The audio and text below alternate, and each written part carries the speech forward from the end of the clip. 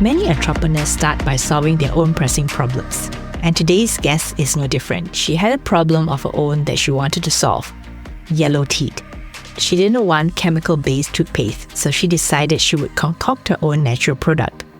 Welcome back to Season 8 of Womenpreneur Asia. I'm your host, Krista Gun, and my mission in this podcast is to share inspiring stories and practical strategies from everyday Asian women entrepreneurs just like you. This episode is sponsored by Reebok Studio. Today we meet Ida Othman, a Malaysian entrepreneur who started with a quest for a brighter smile. Ida is the owner of Asian Natural Essentials Sdn Bhd and the mastermind behind the Gogy Natural oral care brand, a proudly made in Malaysia product. This is not her first business, mind you, but she has finally found a business that she is happy with. I enjoyed our conversation as she has a sharp marketing mind. Honed from years of being in business, she once owned a spa business and even a food delivery business from home. This episode is filled with a lot of wisdom and learning as she shared how her own desire for whiter teeth brought her to her current e-commerce business. You'll hear about her early struggles and why she never started with a business plan. You'll also hear how she validated her product and how she created other products, and finally the rebrand that she went ahead with, although she did admit that the rebranding exercise was costly. Ida's story is truly the embodiment of entrepreneurial thinking, and I believe you will have some brilliant insights as you listen to our conversation today. Let's get started. Hello Ida, welcome to Womenpreneur Asia. Hello. Where are you today? As in physically? Yes, physically. In my home office, working from home before MCO and still working from home after MCO. Where technically is your home? It's in PJ, Petaling Jaya. Most days I work from home, but there are some days where you just want to, relocate a bit. So I'll just be at some co-working space nearby or some cafe nearby just for a few hours to just a change of scenery. I'm usually on my laptop and out and about or just at home working because it's an e-commerce business. So somehow the dynamics is such where you can work from anywhere. And that will be a good time to ask you. So Ida, tell us a little bit about your e-commerce business and what do you do or what do you sell? I developed this natural teeth whitening solution. Basically, it's a business by accident. Why I say so is because I was actually looking for a solution for my yellow teeth. In my 40s, pretty much, I was just noticing a slightly yellowish, more of a yellowish teeth as opposed to prior to that when I was younger. So I wasn't sure whether it was hormones or my consumption of coffee and other bad habits that I was having. And I don't like to try all those chemical treatments. So I thought, and I love trying out concocting new stuff. Like I used to do concoction for body wash, body lotion. So a friend of mine was saying that in 2016, actually, when I was working on a concoction, a friend had suggested that charcoal powder is a trend and has been shown to, you can see results, like in the sense that it removes stains. However, when I was doing research, they were also cons to it, meaning charcoal powder is very, very abrasive. It's like soda bicarbonate. There is also a concoction where it's lemon and soda bicarbonate. I tried that, and that was also very harsh on my gums and my enamel. So I thought, why not try creating a paste, but not like toothpaste, more like a scrub for teeth, but in a paste form so that it's slightly more gentle, and see whether it works or not with the charcoal-based ingredient. So I had some mixture of, a few mixtures with coconut oil, with bentonite clay, with lemon, the whole works. And it tasted really, really bad. I must say, a few prototypes tasted really bad, but I tried it out and I could see a difference. But it was slightly, I would say, unprofessional in the sense that it is not a stable paste. It was some were really oily, some were very amateur concoction. But a few friends of mine were willing to try it out. And most of them were smokers actually, which was great because it just added on to the testing period, I suppose. And it was slowly working, like in the sense that I could see results on different test subjects. Then I thought, okay, why not try sell it? Because I had bought some concoctions from Etsy in US and they were worse. And they were selling it and it was worse than my concoction. Worse in what way? It tasted really bad. It tasted really bad and it didn't work. Like the paste, there was no difference. Then I thought, okay, let's give it a shot. But I needed to stabilize and make it more commercialized in a way. Like I needed to do testing for it. I needed to make sure that the paste would last a certain amount of time because it's a product that you put in your bathroom, right? So there could be a lot of other contributing factors for fungals, for bacteria and stuff like that.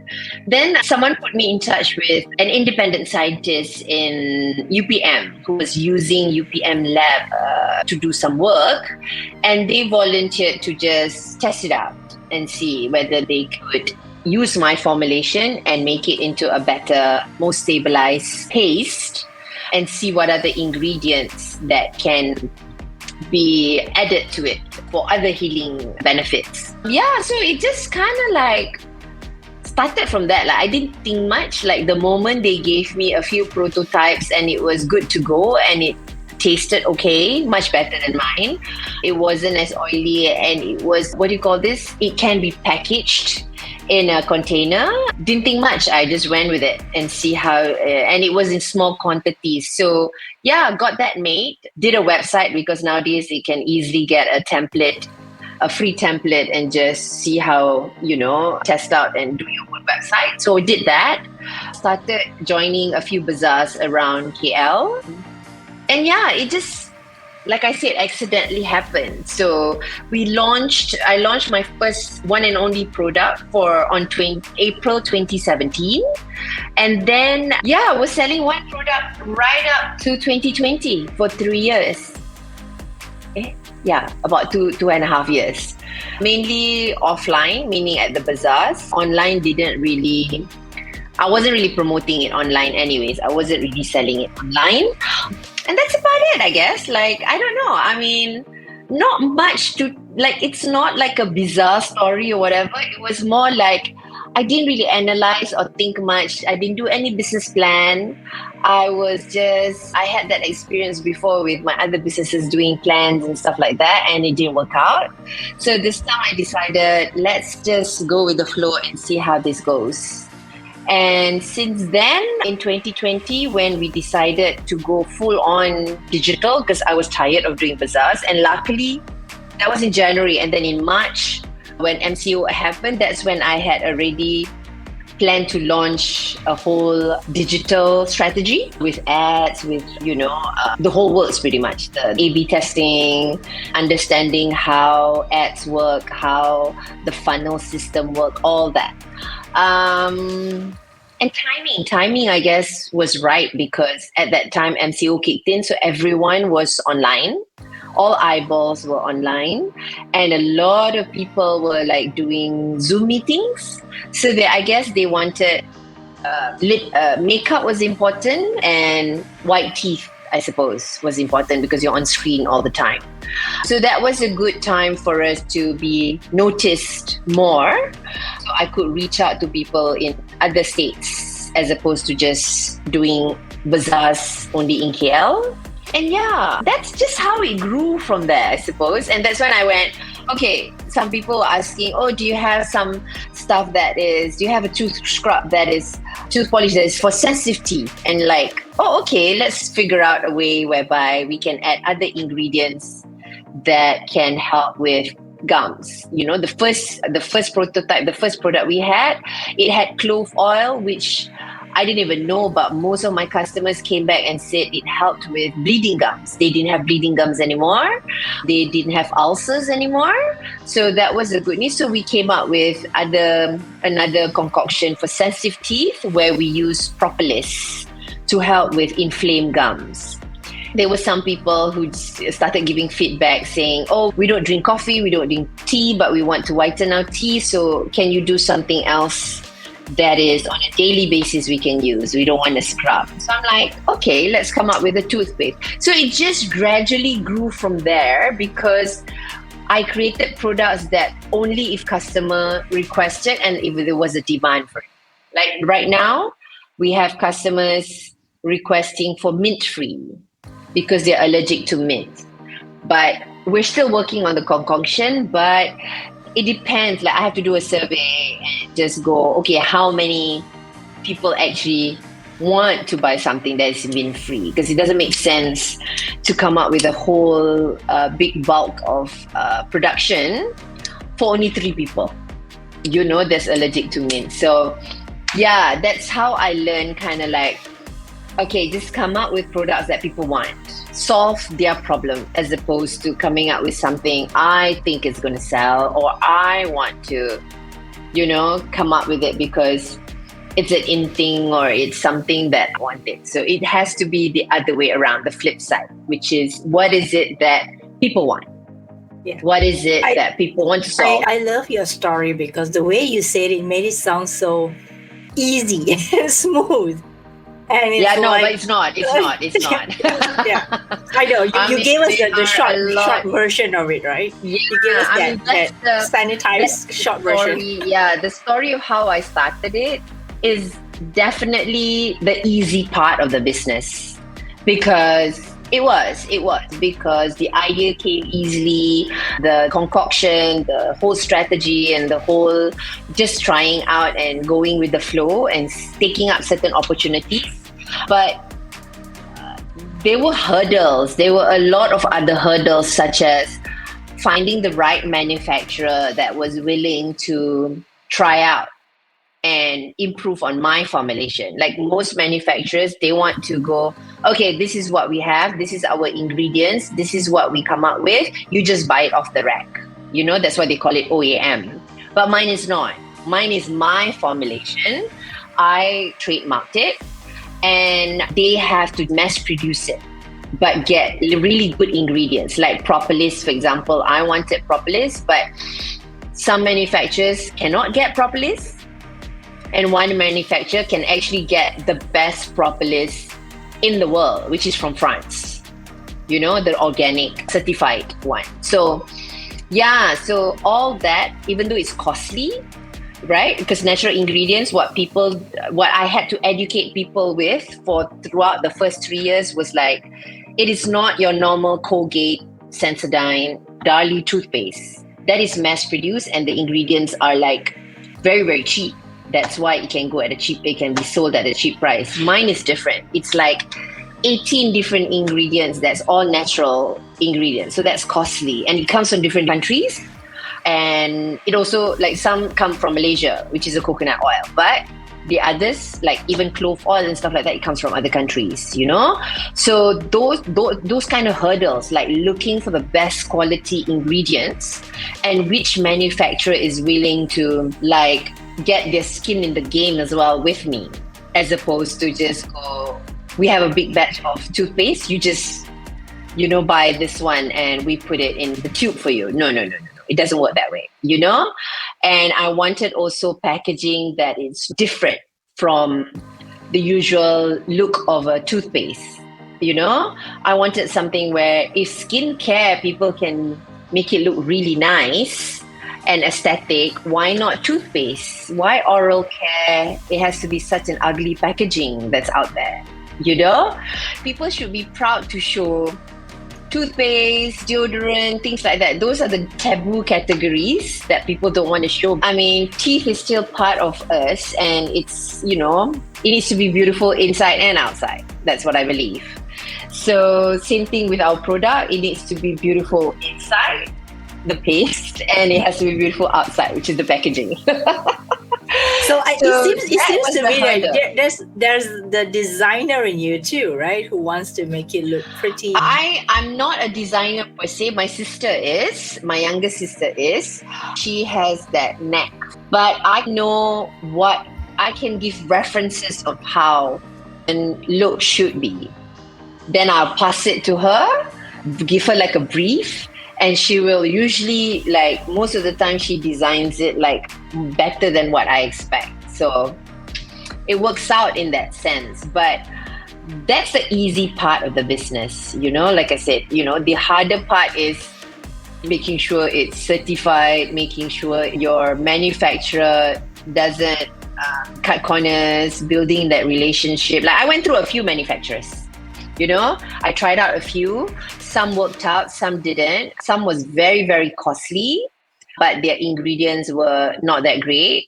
But there are some who really, really also see the vision, like see how I want to make a Malaysian product popular, and I want to make like the standard of a Malaysian product is just as good as the Western product that so many people idolize, when it's mostly a sales gimmick, a marketing gimmick. It's not really, quality products per se. When you're talking, a few things came to my mind. One is that I'm so curious about your background because you know a lot about marketing. You know a lot about doing this product, right? Creating and manufacturing, that's one. And two was, I wanted to ask you, like, what was that initial capital put aside to set up your business truly from that point where you said, okay, I decided I'm going to do this because I want to create a product that, like you said, made in Malaysia, high quality, looks beautiful, doesn't make you embarrassed when you see it in your bathroom. Two sides of it. So one is your background. Where did you come from before you ended up doing this business? And two is, what was that capital that you had to put aside to do this? So my background, I studied marketing and international business. That's my qualification, my degree. And then I started working for a satellite broadcasting company in Malaysia upon graduation. When I came back, then I did marketing and promotions for the different radio stations and also for the different companies that came to advertise with the radio station. So I worked with, for example, a vehicle business like Ford or Mercedes or Volkswagen. I worked with Nestle. I worked with different clients, telcos, to come up with ideas for their particular campaigns. So marketing has always been my background. Now, while I was working in the corporate line, I was also I do a lot of reading, a lot of research. And I've always wanted to start my own business. So that's when I started with my best friend, a spa business. We had a spa business, so we were concocting our own body wash, body lotion for the spa as well. That was a big investment because it was a servicing business, and we had to maintain a physical outlet. We had to maintain staff. So it was for a first business experience, it was a huge investment for just us girls. It did well in the first few years, but we wanted to go into franchising and we had dreams for it. But it was a hard lesson in the way whereby it was a good and hard lesson in the sense that we knew that, okay, there's certain types of businesses that we just weren't, how would I say, not to say good at it, but we just don't play the game well. Like, with certain parties of how to make sure that your outlets stay open and stuff like that. So in a sense that it was a pros and cons kind of experience. While doing that business, we had developed a personal care line as well. So then that's when I started enjoying all the concoctions that we were making, and I started studying how to manufacture products, what are the dynamics of manufacturing products. So I would visit factories, I would make friends with different manufacturers that I meet at certain networking events, and ask to see how they do their manufacturing and ask their permission to visit their chemists and stuff like that, just to learn the ropes. And I did a lot of online research as well, because all these are not rocket science. All this knowledge is not rocket science. They weren't like online courses or stuff like that you can learn from. No, at those days. But if you like something and you enjoy something and you want to learn, nothing can stop you. If it becomes like a burden, then yes, you'll find all sorts of excuses of not wanting to do it. I'm kind of like If I want to know something and I want to do something, I'll just do it. I don't think twice. I don't like to analyze, and I don't think twice. I'll just go, let's just do it and try. Worst come to the worst, what's going to happen? You're going to lose some money, or you're just going to you're just going to know that, okay, you're not cut out for this anymore. Try something else. So yeah, that's how it started. Like when we had the spa, I wanted to do a lot of things. Like I wanted to sell the personal care products online, but nobody wanted to buy online. Those days, there were no such thing as buying stuff online. I wanted to do a mobile spa business. I even had the foldable beds and everything, but no customer wanted for us to go to their house and massage them. Yeah, nobody. Everyone wanted to come to the spa because they wanted the experience. They didn't want to be bothered by their children and stuff like that at home. But now suddenly everyone wants a mobile spa. So I guess timing is also important. Yeah. So I was doing just a lot of research on my own.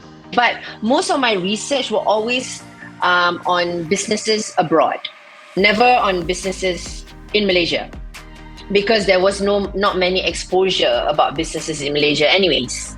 So I was doing a lot of studying all the case studies from US, from UK, those kind of stuff that I used to Google.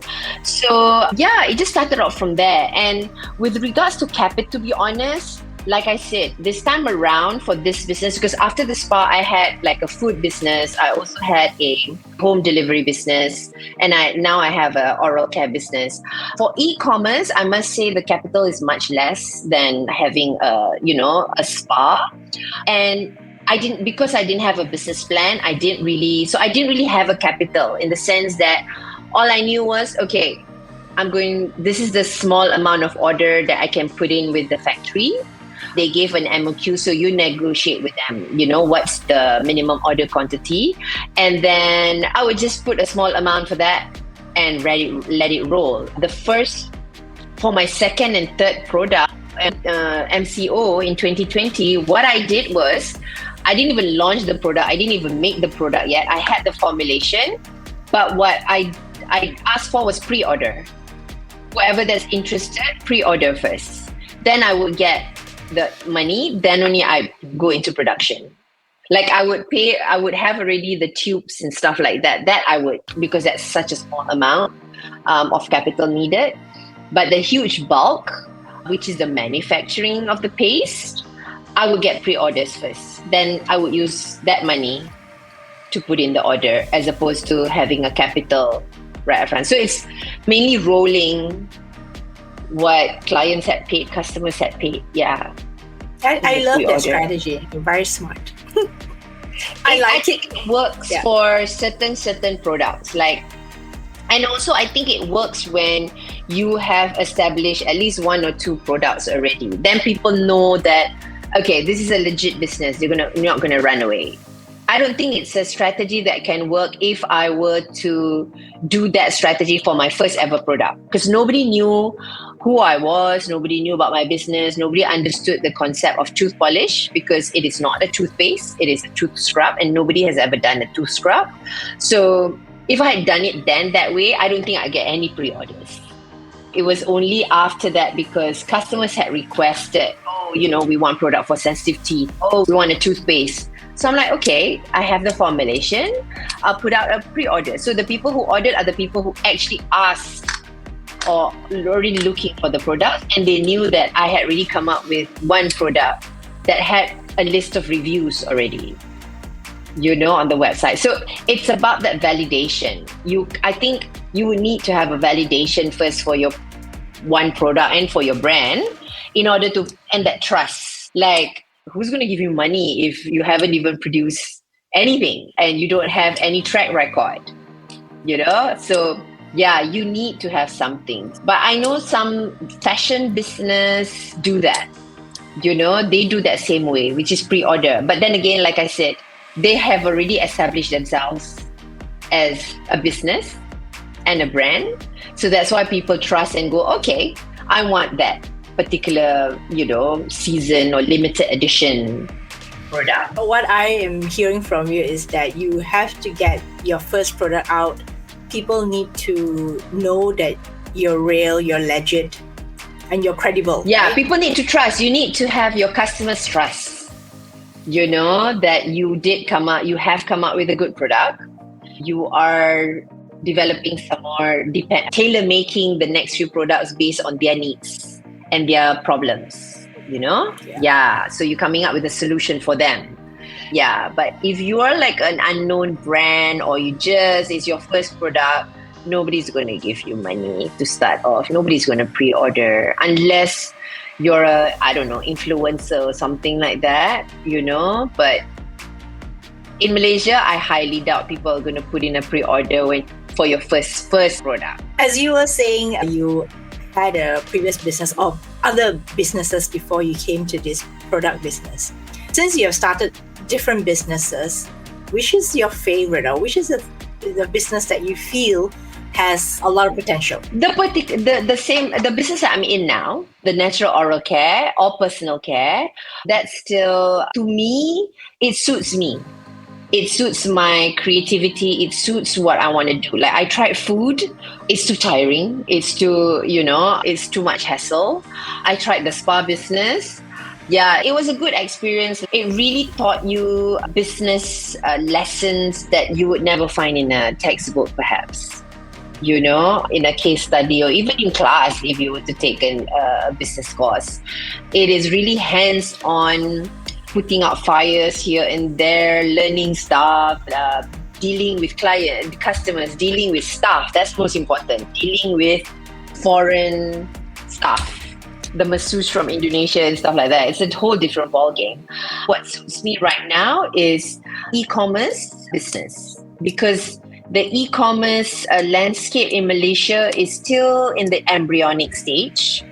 A lot more to learn and a lot of things that you can do. And e-commerce business, it's easier to pivot as well. If you were to, if you need to pivot, it is a much more easier business model to pivot. So definitely this is the business for you moving forward. So far. Any new things. I enjoy learning the e-commerce ideas because it changes. Even our digital strategies, it changes every month, every other month, because the e-commerce landscape just changes. And now with AI, all of a sudden AI is just so huge. There you go, another element that you can add into your e-commerce business to improve it some more. So you're constantly learning, which I find very interesting. Yeah, it seems to me you love creating. I think that's one part of you, the creating, concocting, making things. And then the other part fits into your personality of marketing, selling, trying, testing. I like to do all those different headlines for the ads, for the different stages of the funnel, things like that.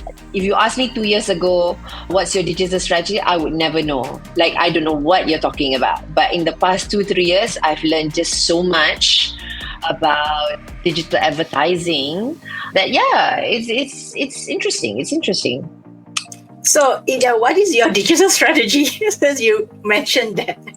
It's really hard to say. We have a digital agency that I work with, which is a bunch of young generation that, they design but so it's mostly video ads. How I work with them is I just give them free rein to do whatever that they feel is appropriate to the trends nowadays. We have a target audience that we design different ad messaging. So what I do is I monitor their production as to, just to make sure that the brand is not distorted, the brand is not cheapened, and there's a certain, standard that we maintain so that the brand image is not jeopardized, Never, I do not condone any false advertising. So that's why we don't do any gimmicks or false claims, I'm not about to tell people that, you use the tooth polish and immediately your teeth is going to turn white. No. We say that it will get brighter bit by bit within 2 weeks or more. Things like that. We don't say overnight. No such thing. We don't say that it is bleaching or whatever. No, we say that it removes stains. I always make sure that that is the number one rule. Never do any false advertising, false claims. So to be honest, there's no set digital strategy. We just know that we need to get a certain ROI for every ringgit that we spend. So we maintain that.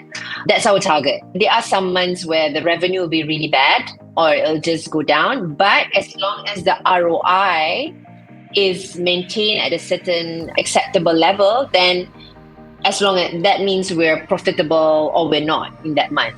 Even if we're not, it's not so low, So that's the benchmark. To be honest, there's no digital strategy as to the messaging and stuff like that. It's trial and error. We are testing every week with different video ads, with different ads. So that's why I'm very grateful that after months and months and months of search and working with different agency, I found one in 2020 that I'm very, very comfortable with. And it's good because in a way they're my marketing team, but I don't have to monitor them. They're not my staff. They're just, I outsource it, but they're my staff in a way, but I don't take care of their salary. I don't take care of their bonus or their KPIs and their appraisals, which is great. I don't have to monitor them coming in and out of office. We meet once a month for a full month reporting. And then they contact me every week with the different ads for me to vet through and approve. And then we also work with a fulfillment warehouse because before I used to fulfill all my orders myself from home. But now we've decided to store it at a warehouse, which is near the factory as well, which is great. And yeah, there are all these businesses where they can store your products, they can pack their products because their system will sync with our online system, with our e-commerce shops and Shopee as well. So then they pack and ship it out. So I can have things like, a podcast with you. I can go out for meetings and stuff like that because the fulfillment warehouse has taken care of stuff. So it's good that we outsource all this too because it helps their business as well because we are like their clients, right? They need clients too, right? They have a business. So it's good that I found a digital agency and a fulfillment warehouse who started off the same time I started off. So all three of us are growing our business together. So that's the good thing. And whoever new people that we meet, we'll just introduce to each other. So yeah, it's just helping out all the different small businesses around us. In the earlier part of our interview, you said that the people came to you were people who had bleeding gums or sensitive teeth and all that. But in the beginning, did you actually have a target audience in mind? I know people with yellowed or yellowing teeth, right? Was that the audience? But then after that, did it niche? I didn't have a target audience. Basically, all I knew was there were so many people that had the same problem as me, which is yellow teeth. And they were looking for a home remedy that is natural based, right? And I actually didn't have a specific target audience, no age range, no ethnic demographic, range, nothing. But I met my target audience at the bazaars. So it was good to have, I had from 2017 until end of 2019, I was having 2 pop-ups every month at different locations. I was in KL, around KL. I actually did in Singapore as well. Those were the good testing grounds where I met different people who had the same problem as me.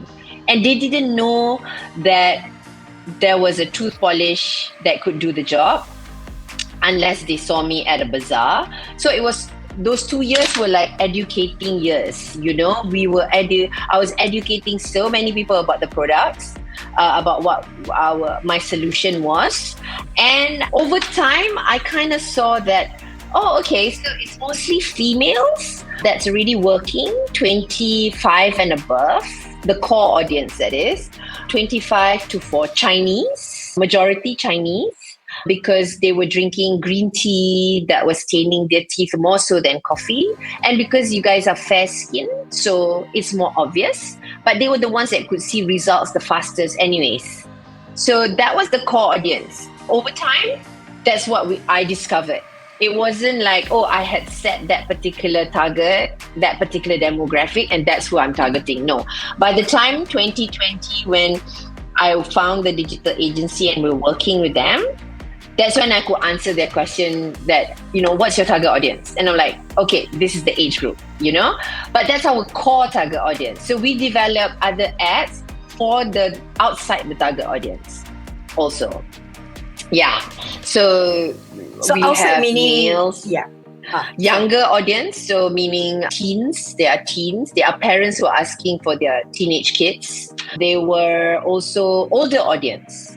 So the older audience would be like 50 and above, for example, and they would have more so gum issues. Like they are looking for a solution to their gum issues more so than whitening. I kind of discovered who are my audience from those bazaars, those offline events that we had. Yeah. So it was a great way to get feedback, right? Understand their pain points in a way. Yeah. There's so many of my customers from 2017 who saw me at bazaars and would constantly buy and restock my product for them, and at the bazaars they would come and buy. And they're still my customers until now. Even after rebranding, they're still my customers until now. They buy every 2 months, which is good. Yeah, that is good to know that, they follow you, right? They follow you from the beginning. Exactly. So now they buy a lot more because I have like toothpaste and stuff like that. So they've kind of like switched from the standard brands, the big boys brands, to my brand because, it's more than a tooth scrub now. We have toothpaste as well for daily use. So how many products now in total that you have? 4 products now. I have 2 tooth polish, 2 types of tooth polish, and 2 types of toothpaste. And I also wanted to mention this, that originally the brand was a different brand, right? And then you changed it.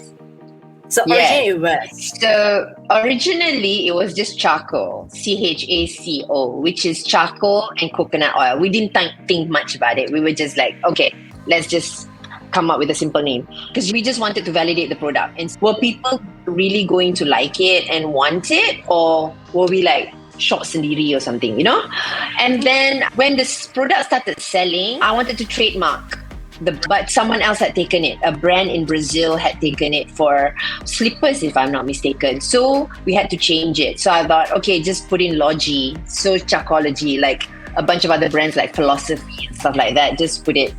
So then I could trademark that. That was not a problem. Then that was running well for like about 3-4 years. And then last year, I decided to change the brand because we were done with charcoal-based product. Like I was done creating charcoal-based product. Out of the 4, we have 3 that is charcoal-based, 2 tooth polish and 1 toothpaste. So I had customers asking for products for their kids, for their teenagers. Basically like more products, but I couldn't do any charcoal-based products anymore. I needed to like come up with other oral care products to address all these other problems that they're having, but not necessarily with charcoal. Then I thought there's no point putting a name Charcoalogy if I'm going to come up with a kids product, for example, or another product that's not charcoal based. It doesn't make sense to have the name charcoal in it. And with the name Charcoalogy, I realized that there were people who couldn't pronounce it. It's too long. There were people who still thought it was charcoal, so they put in R. And then if a kid were to buy my product or wanted my product, they wouldn't be able to pronounce it. It needed to be a simple name. So in the end, what I did was just took the last 4 letters of my Charcoalogy brand, which is Logy, Logy, and we just added a G, replaced the G to the L. That's about it, to make it more like easier to pronounce. Gogy. Yeah. And this is the word natural we had to put in because Gogy was like, I couldn't trademark because it was taken. The word Gogy was taken already from in another country. But if we added the word natural, it's fine. I could trademark that. So we went with that because it was like the identity, because everything had to be natural based. That was the number 1 requirement for all my products. Everything had to be natural ingredients. Is that part of your life philosophy too, or personal philosophy, what you use in your daily life? Yeah, I mean, as I'm getting older, I'm more particular about the ingredients that's in my products, It's just that's just the way it is, I guess, because, and I think a lot more people, because of our ability to get knowledge just at our fingertips, a lot more people are more aware of the types of ingredients that they are consuming, or their body is consuming. So, and there's a lot more people who's got allergies and stuff like that nowadays. So far, I would say our products has been acceptable for even people with like sensitivity but even people with different types of teeth, meaning they have crowning or they have dentures or all those kind of things, because it's all natural ingredients, so it'll never damage any type of, what do you call this, entities that you have in your mouth. I like how you put it, entities in your mouth. Yeah. No, because I have a lot of clients that go, they've got crowning, they've got all sorts of, types of cosmetic stuff on the teeth. Yeah. And so far my products have been quite, acceptable in that sense. You've been in this business for a number of years now. What? 7th year this one. Yeah, 7th year. Since 7, yeah. Yeah. Well, now that you look back on it, what do you wish you knew before you started your product? I wish I knew like a proper brand, like thought of a proper short brand instead of Chocology, changing brands and everything. Like, changing brands is not easy. There were lessons there where we learned, whereby we thought we were confident that our 50,000 customer database would know that we switched, we're still the same. No. A lot still. Till now, 6 months later, they're still asking, what happened to Chocology? Why are you? Who are you? Kind of thing. So a lot of people still don't get. So changing a brand, it's not easy. Changing the name of the brand. If you change just the look, but you keep your name, it's fine. But changing the whole look and the name of the brand, that was that was an expensive exercise. And I was naive. I thought over a month I'll get back all my customers. No. It took us like 5 months to educate people properly, So I would say, I should have just thought of a proper brand from the beginning, something that encompasses acute problems. So I wish I came up with the name Gogy much earlier, for example, or something else. But then to be honest, after a while, you don't think much about it. You just go, regret for a while. And then after that, you go, I always tell myself, no, that was the reason why it happened that way. I was supposed to learn something, or this is where I'm supposed to be. That's the road that I was supposed to take, the difficult road to learn certain things. If everything came easy from the beginning, it'd be boring. The journey would have been very, very boring. And you wouldn't be the person you are today. Yeah, so I wouldn't, to be honest, there are some regrets, even in past businesses. But then 10 minutes later, I go, wait, hang on a minute. If I didn't learn that lesson, it'll be more costly now, to learn it now. Yeah. It's better if, all the hardships came from the earlier part. I think it's better. It's fine the way it is. I'll just accept it and go, Alhamdulillah. Even the bad times, I'll just go, Alhamdulillah. That's something. I might not learn the lesson now, probably learn the lesson, a year later. Now, I want to know a little bit about Ida. Ida growing up. What were you like? Nothing much. I'm the eldest. So I tend to be like a bit controlling, bossy, that's the normal genre, I suppose. I don't know. I'm not much of a thinker. I'm not much of a visionary person. I used to have like a ambition, in the corporate line to be CEO, to be whatever, wanting to be the female leader. But after a while that changed, I wanted to I didn't want like the politics of corporate life. I wanted to do my own business. I wanted to be my own boss. And then when you become your own boss in your business, it gets lonely because you're doing everything on your own. So to be honest, now I'm at the stage of my life. I'm in my 50s now. I'm 50. I'm at the stage of my life whereby I'm not too concerned about what people think of me. You know, like before I used to be like, oh my God, what if I fail in the business? And what are people going to think about me? I'm such a failure, blah, blah, blah, all those kind of things. Now I really don't care. You know, I really don't care because everyone's got their own journey. So I'm more subdued right now. You know, over the years, I've learned to accept certain things that happen or certain things that don't happen as a blessing. I've learned to go not so controlling. Before in my businesses and even my corporate life, even my personal life, I used to be quite like, this is how I planned it, this is how it's supposed to be. And I get so upset when it doesn't follow this plan. Now it's like for the past 10 years, I'm like, it's okay. You know, so bring it on. What's next? You know, it doesn't work out. It's okay. You know, what's next?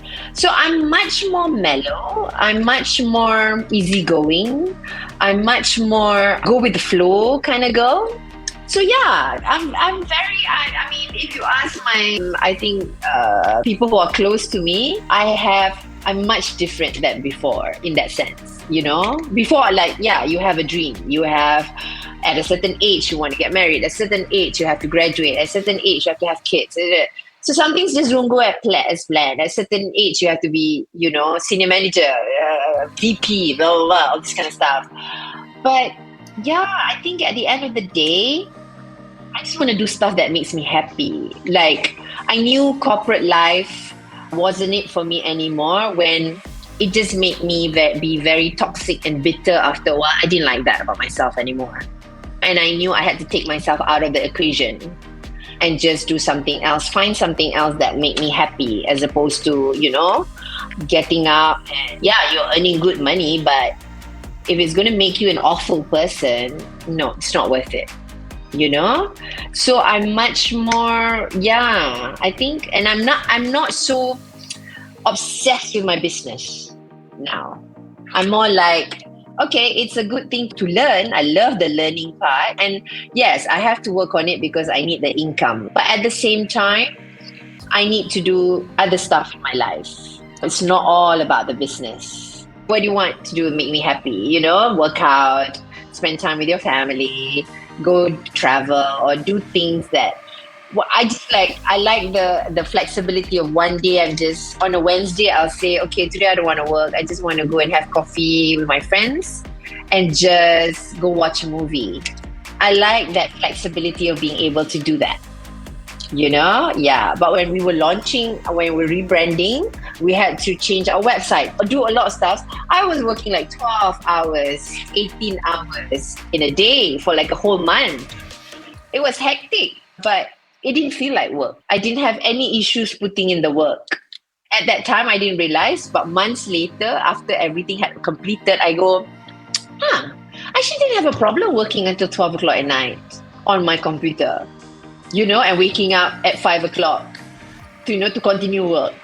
You know? Yeah. Because you were passionate about your product, your baby, right? Correct. So, and, you know, and to me, honestly, business also, I have like people asking me, oh, you know, who's your mentor? How did you emulate this business? There's no such thing, to be honest. You know, there's no mentor or whatever. You look up to certain people that might not even be in business. I read a lot of autobiography books, so I like to draw lessons from what other people have experienced, right? But in business, I think there is no originator. Everyone is just going on their own journey and experiencing stuff on their own. And if you come to a stumbling block or you come to a problem, you do reach out to other people, but not necessarily in the e-commerce line. It could be your mom, your dad, and talk about it and find out, and a solution will come out from there, for example. You know? So not necessarily a business owner has to have a businessman as a mentor, for example. And all problems, all business problems or whatever, there is no set way of solving it. It's just different. Different people go to different journeys. It's as simple as that. I always tell people, like even the younger generation, sometimes I'll have like magazines or whatever wanting to interview me, especially during International Women's Day. All of a sudden, there's so many people who want to interview business women. And they'll ask me that same question as well. Like, oh, who do you look up to and everything? And I'm like, no, nobody. You should look up at yourself, to be honest. Yeah, I like yourself. That. Yes. Improve yourself so that you can look up to yourself, and be proud of yourself. That's what I'm trying to be. So hopefully that happens. So hopefully one day I look in the mirror and go, okay, I'm proud of you.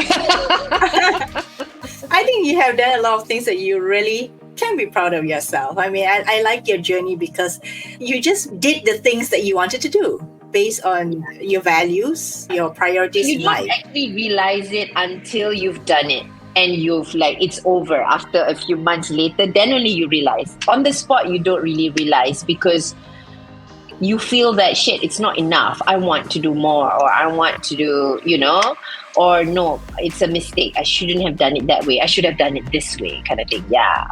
Sometimes what people perceive is also different than what actually is, So I think everyone's journey is private, and everyone's journey is something that they will reflect on it in one stage of their life on their own, but not necessarily needs to be shared with everyone. That's what But in my case, I truly wanted to share other women's journeys, especially entrepreneur journeys, because I believe that by sharing it, I'm sure someone who's listening to us right now would take heart from that and say, wow, okay, this is Ida's journey. No, right? I get that. That I'm not talking about personal entrepreneur journey. That's fine because that's like a case study. But that personal growth journey, because I find that there are different types of it. Like we have like a group of 8 of us that's like really close, a bunch of girlfriends of ours that we've grown together. Like me and my best friend, we've been together since we were 13. And that personal growth that we go through is so different. But we talk to each other about it, Now it's at that stage where it's a spiritual journey now. That growth in a spiritual sense. We didn't know about it until, years later where we go, oh, this is what I felt when I was like this age. And she goes, oh my God, yeah, that's what I felt too, blah, blah, blah, So sometimes you don't even think of personal growth until, years later. Much later, right? Yeah, years later. Like business is different. Business journey is different because yes, you are educating the next generation and stuff like that. But when people ask me, oh, how are you different from, when you were in 30s and 40s, you don't really think much about it. But over time you go, but you don't know how to express it, or you don't want to kind of divulge it too, because you're still on the journey. You're still confused. You're still confused, and you're like, what am I now? Oh my God, my 50s.